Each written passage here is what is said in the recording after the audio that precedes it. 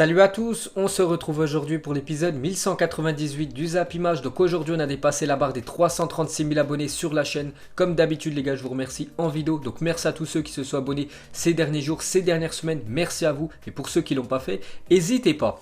Donc on commence aujourd'hui les gars avec un match très important pour deux équipes anglaises. C'est l'équipe de Brentford et l'équipe de Fulham. Pourquoi? Parce que ce soir c'est la finale des playoffs. Donc entre Brentford qui n'a jamais joué en première ligue et Fulham qui rêve de s'y installer durablement. La finale des playoffs de Championship, donc ce soir à 20h45, aura aussi une dimension historique. Donc déjà tu montes en première division anglaise, mais surtout le niveau financier c'est énorme. Vous savez que les droits télé en Angleterre c'est tout simplement dingue. Donc la finale des playoffs présente aussi un énorme enjeu financier. En cas de victoire, Brentford devrait comptabiliser des revenus additionnels pouvant atteindre les 160 millions de livres. Donc en euros ça fait quasiment 190 millions d'euros. Voilà que pourra toucher cette équipe de Brentford si elle monte ce soir en première ligue. Donc les 3 prochaines saisons contre un montant estimé à 135 millions de livres pour Fulham en cas de sacre. Donc voilà, c'est surtout aussi un énorme enjeu financier. Donc on verra les gars ce soir qui accompagnera West Bromwich et Leeds United la saison prochaine en PL. Et pour finir avec ce football anglais, une déclaration de l'Algérien Saïd Benrahma que personne connaît. Donc il évolue du côté de Brentford. Donc ce soir il va jouer cette finale des playoffs. Donc il a dit: quand je me balade, il y a régulièrement des gens qui me demandent de signer pour leur club, mais j'essaie de ne pas y accorder trop d'attention parce qu'il est très bon cette saison en Championship.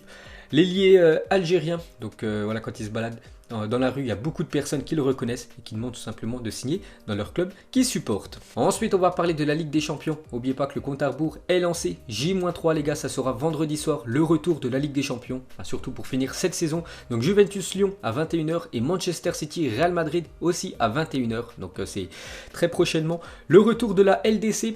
On continue avec ce mois d'août avec les deux coupes d'Europe. Donc 26 matchs de Coupe d'Europe en 19 jours et ça démarre dès cette semaine. Donc actuellement, on est le mardi 4. Et la Coupe d'Europe les gars, ça reprend dès demain. Donc ça sera l'Europa League, donc déjà mercredi et jeudi, les derniers huitièmes de finale de l'Europa League. Ensuite vendredi, samedi, les derniers huitièmes de finale de la Ligue des Champions. Après, voilà, il faudra juste attendre 2 jours. Ça sera déjà les quarts de finale de l'Europa League. Ensuite ça va enchaîner bien sûr avec la Ligue des Champions. Donc il y aura quasiment des matchs tous les jours. Et la finale de l'Europa League, ça sera le 21 août. Donc ça sera un vendredi. Et la finale de la Ligue des Champions le 23 août, ça sera un dimanche. Et pour finir avec cette Ligue des Champions, on peut voir les équipes favorites pour remporter cette édition 2019-2020. Donc il y a 2 équipes avec une petite cote 4,50. Donc c'est City et le Bayern Munich. On peut voir que le Paris Saint-Germain a une cote à 6. On peut voir que Lyon, les gars, a une cote à 100. Pourtant ils ont gagné le match aller, enfin le 8e de finale 1-0 contre la Juventus. Chelsea a une cote à 500. N'oubliez pas que Chelsea avait perdu 3-0 à domicile. Donc c'est quasiment impossible bien sûr qu'ils éliminent en plus cette équipe du Bayern qui a seulement une cote de 4,50. Donc on peut voir les favoris pour cette édition de LDC. Ensuite, on va parler de l'attaquant italien Immobile est devenu le premier soulier d'or à ne pas évoluer en Liga sur les 12 dernières années. On peut voir que souvent, c'est un joueur qui évolue dans le championnat espagnol qui remporte ce soulier d'or. Donc Messi l'a souvent remporté, Cristiano la même chose, Suarez aussi en 2013-2014 avec Cristiano Ronaldo. Donc Suarez était du côté de Liverpool et Ronaldo du côté du Real Madrid l'avait remporté aussi. Ils étaient au même niveau. Donc voilà, c'est quand même un exploit ce qu'a réalisé l'attaquant italien. Ensuite, pour continuer avec lui, donc cette photo qui illustre très bien, voilà le meilleur attaquant cette saison, tout simplement Immobile, le roi et ses disciples. Et pour finir avec l'attaquant italien, donc Immobile et Gonzalo Higuain, donc les deux sont à 36 buts. Donc c'est le record de nombre de buts inscrits sur une seule saison de Serie A. N'oubliez pas que ce record avant était détenu, c'était en 1949-1950, ça faisait plus de 70 ans que Gunnar Nordahl détenait ce record. Et sur les 5 dernières années, il y en a 2 quand même qui ont battu le record de l'ancien attaquant. Et pour finir les gars avec cette Serie A, donc il y a eu 1154 buts marqués au total cette année en Serie A, c'est énorme quand même. Donc l'Atalanta Bergame, n'oubliez pas, 99 buts en championnat, l'Inter 81, la Lazio 79, l'AS Roma 77 et la Juventus 76. Ensuite les gars, on va parler de quelques infos transferts. On commence avec l'ancien coach du FC Nantes, maintenant entraîneur du côté du FC Porto. Donc le FC Porto va prolonger le contrat de Sergio Conceição qui expire en juin 2021. En plus il a fait le doublé cette année. Donc le championnat plus la coupe du Portugal remportée il y a quelques jours. Donc du coup Porto va prolonger son contrat. Et pour finir avec un autre entraîneur les gars, donc c'est officiel, Eusebio Di Francesco, ancien coach de l'équipe de l'AS Roma, est le nouvel entraîneur de Cagliari. Donc il change d'équipe en Italie. Ensuite les gars, on va parler de Sandro Wagner, donc c'est officiel, 32 ans, a annoncé à Bild qu'il prenait sa retraite pour l'ancien attaquant de l'équipe du Bayern Munich. Donc lui et le football, c'est fini. Ensuite on va parler de la jeune pépite Youssoufa Moukoko, que je parle quand même depuis pas mal d'années les gars. J'ai commencé le Zap Image il y a quasiment 4 ans et j'en parlais déjà, il avait seulement 12 ans. Donc maintenant il a 15 ans et 8 mois. Donc à 12 ans il joue avec les U17 du Borussia Dortmund. Donc à 12 ans il évoluait déjà avec les U17 pour vous dire le niveau du joueur. À 13 ans il a marqué 40 buts en 28 matchs avec les U17 de Dortmund. À 14 ans il a marqué 50 buts en 28 matchs avec les U17 de Dortmund. À 15 ans il a marqué 38 buts en 28 matchs avec les U19 de Dortmund. Et aujourd'hui, enfin c'était hier, à 15 ans et 8 mois, Youssoufa Moukoko s'est entraîné pour la première fois avec l'équipe première du Borussia Dortmund et pourrait devenir le plus jeune joueur de l'histoire à jouer en Bundesliga. Dortmund va encore nous sortir un sacré crack, parce que lui les gars on en parle quand même depuis pas mal de temps. Et hier, première fois qu'il s'entraîne avec le groupe professionnel de l'équipe de Dortmund, donc on le verra certainement jouer la saison prochaine dans le championnat allemand. Et pour finir avec le Borussia Dortmund, on sait qu'il y a pas mal de cracks là-bas. On va parler de Jadon Sancho. Donc accord trouvé entre Manchester United et Jadon Sancho pour un contrat de 5 ans. Donc on a déjà parlé il y a quelques semaines, voire quelques mois, que Sancho allait certainement quitter l'Allemagne pour retourner en Angleterre. Donc surtout il attendait déjà la fin des championnats et il attendait de voir si Manchester United allait jouer la future Ligue des Champions. Maintenant chose faite, vu que United a terminé en 3e position. Donc pour signer Sancho, Manchester United est prêt à payer les 120 millions d'euros réclamés par Dortmund, mais sur un paiement en 3 fois, donc 70 millions d'euros cet été, 30 millions en 2021 et 20 millions en 2022. Le Borussia Dortmund est disposé à accepter à condition que le deal soit bouclé avant le 10 août. Donc on est le 4 août, donc ça devrait se faire très prochainement les gars. Sancho du côté de cette équipe de Manchester United, donc c'est très lourd, donc un transfert aux alentours des 120 millions d'euros. N'oubliez pas que Dortmund l'avait acheté en 2017 pour seulement 7 millions d'euros à l'équipe de Manchester City. Donc sacré bénéf pour cette équipe de Dortmund. Et pour finir avec Manchester, donc si Sancho vient du côté de Manchester, regardez l'attaque pour la prochaine saison. Donc Martial en numéro 9, Rashford à gauche, Sancho à droite et Bruno Fernandes en numéro 10. Donc ça s'annonce très lourd l'attaque pour la saison prochaine pour cette équipe des Red Devils. Ensuite on va parler du défenseur algérien Aïssa Mendy, devrait s'engager avec Liverpool dans les prochains jours. Le défenseur central algérien quitterait le Betis Séville contre un chèque de 10 millions d'euros. Donc il devrait quitter la Liga et rejoindre la Première Ligue, certainement remplacer Lovren, le défenseur de Liverpool qui a quitté le club il y a quelques jours pour aller du côté du Zénith Saint-Pétersbourg. Donc ça doit être lui qui devrait remplacer Lovren. Ensuite on va parler du Brésilien. Willian a refusé une offre de prolongation de contrat jusqu'en juin 2022 de la part de Chelsea. Arsenal est maintenant en discussion avec ses représentants pour le signer libre, vu qu'il sera en fin de contrat lors du dernier match de Chelsea cette saison, donc le match de Ligue des Champions contre le Bayern. Après il pourra signer où il veut. Willian, donc Chelsea lui a proposé un contrat de 2 ans. Il a refusé parce que en fait Arsenal lui proposerait un contrat de 3 ans plus une année en option et pour être mieux rémunéré du côté des Gunners que du côté des Blues. Donc bien sûr il pourrait aller du côté de Arsenal gratuitement, il pourrait même toucher une prime à la signature Willian et avoir un plus gros contrat. Donc il va certainement signer du côté des Gunners dans les futurs jours. Ensuite les gars, une info officielle, on en parlait ces derniers temps, cette fois-ci c'est officiel.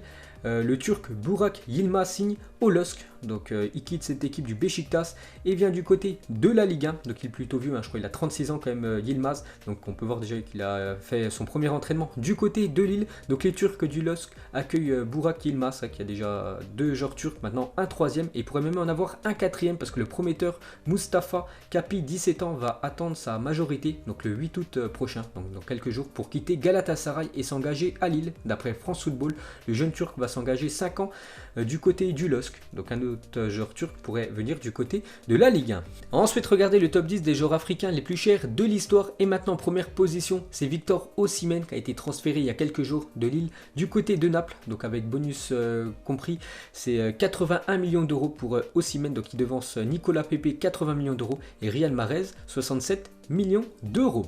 Ensuite les gars, on va parler de Chelsea, songerait à Nick Pope pour remplacer Kepa Arrizabalaga, le gardien espagnol qui va certainement quitter le club cet été à cause de ses mauvaises prestations cette saison. Donc il penserait au gardien anglais Nick Pope, donc un gardien de Burnley, gardien sous-coté, il est très bon, donc affaire à suivre.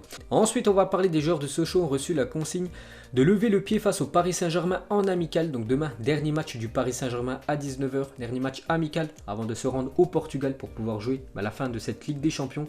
Donc ils vont jouer contre l'équipe de Sochaux et les joueurs de Sochaux ont reçu la consigne de lever le pied pour faire aucune blessure aux joueurs du Paris Saint-Germain, bien évidemment. Donc la direction parisienne ne veut prendre aucun risque et ne pas voir à nouveau l'un de ses joueurs blessé. Donc Florentin Pogba, donc frère de Paul Pogba, avant le match amical face à Paris demain, il a dit des règles vont être posées sur ce match. Le PSG a un duel en Ligue des Champions après Paris. Ça sera un match particulier, on aura des restrictions et je le comprends, il faudra s'adapter au plus vite. Donc en gros, l'équipe de Sochaux devra y aller très mollo avec les joueurs du PSG. Ensuite, officiel, l'AS Roma confirme que Chris Smalling ne pourra pas poursuivre la saison d'Europa League avec l'AS Roma. Manchester United a refusé de prolonger son prêt pour le défenseur anglais qui a fait une très belle saison du côté de l'AS Roma. Pour ceux qui suivent un peu la Serie A, vous savez qu'il est très bon, Smalling. Donc c'est un joueur de Manchester qui était prêté à l'équipe de Rome et du coup Manchester a refusé de prolonger son prêt. Donc du coup retour à Manchester pour lui. Ensuite, on va parler de Tottenham a bien été contacté par l'AC Milan pour Serge Aurier. Les Spurs qui devraient l'autoriser à partir en réclament 22 millions d'euros. Donc il pourrait quitter la Première Ligue et aller en Serie A, l'Ivoirien. Ensuite, regardez la une journal Mondo Deportivo. Aujourd'hui, c'est marqué talisman Messi. Le crack est infaillible au Camp Nou dans ce tour de Ligue des Champions. Et samedi, il sera le plus grand cauchemar de Naples. N'oubliez pas que Barça, Naples, c'est samedi soir à 21 h. Lionel Messi en 8e de finale, c'est quand même 12 victoires consécutives à domicile, incroyable. 19 buts en 14 matchs pour Léo Messi au Camp Nou. Ensuite, cette fois-ci, on va parler de Manchester City contre le Real Madrid, donc J-3 pour le match opposant la meilleure attaque du Big 5 européen. Donc Manchester City face à la meilleure défense du Big 5 européen, donc l'équipe du Real Madrid. Donc ça s'annonce bouillant, bien sûr, vendredi, Manchester, Real Madrid. Ensuite, pour continuer avec City, donc depuis que Pep Guardiola a pris en main l'équipe de Manchester City, donc City n'a perdu que 9 matchs sur 106 matchs disputés à domicile, toutes compétitions confondues. Donc ils vont devoir faire un exploit quand même, cette équipe du Real Madrid. Et en Ligue des Champions, sa dernière défaite remonte à septembre 2018, c'était contre Lyon. Lyon était venu s'imposer 2-1 du côté de Manchester City et depuis, ils se sont jamais inclinés à domicile en Ligue des Champions. C'est pour ça que le Real Madrid va devoir faire un exploit du côté de Manchester dans quelques jours. Ensuite, cette fois-ci, côté Real Madrid, donc Zidane pense que le trident Hazard côté gauche, Benzema en neuf et Asensio côté droit répondra parfaitement au potentiel offensif dont aura besoin le Real Madrid pour renverser Manchester City en Ligue des Champions.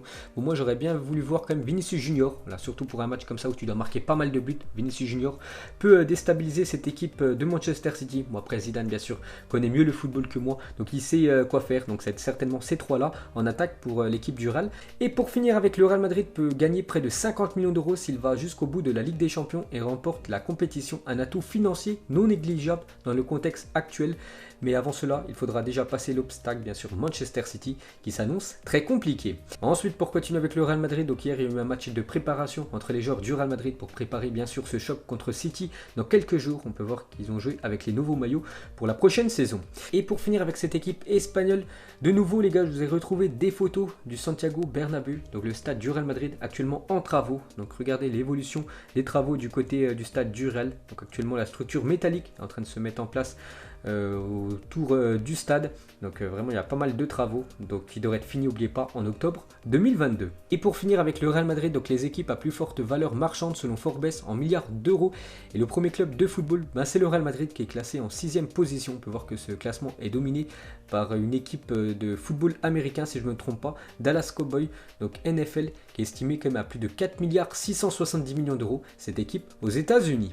Ensuite, officiel, l'Inter Milan et l'AC Milan signent un partenariat exclusif avec eSport. Donc on peut voir que les joueurs de l'Inter et les joueurs de l'AC Milan seront ultra modélisés pour ce prochain FIFA 21 qui va sortir début octobre.